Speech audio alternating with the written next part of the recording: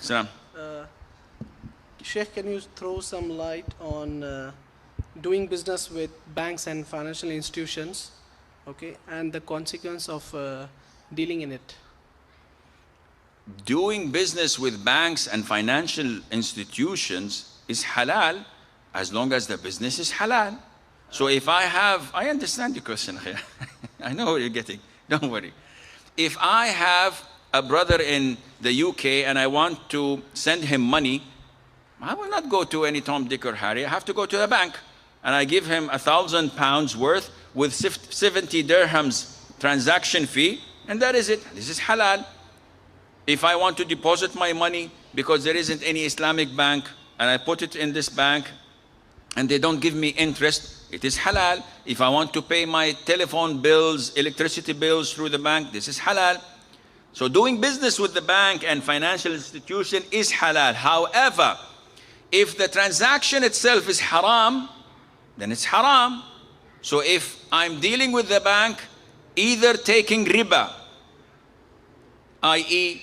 interest, or giving riba, having a loan from the bank and putting interest on the loan, not buying anything from it, just money for money, this is one of the major mubiqat, the major sins that take the individual to hell. The Prophet told us, it is one of the major sins. Allah told us in the Quran that whoever deals in riba will have war waged against him from Allah and His Messenger sallallahu alaihi wasallam. So it's a huge threat. But you have to look at the transaction in order to give the answer.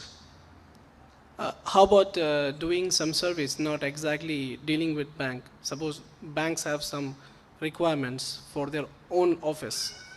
It's not like depositing money or something. So this is different. Now, you're not dealing with the bank as investing or transaction. You want to provide this financial institution or conventional bank, which is riba based, with services such as maintenance, electrical work, plumbing, renting. This is your question. Yeah.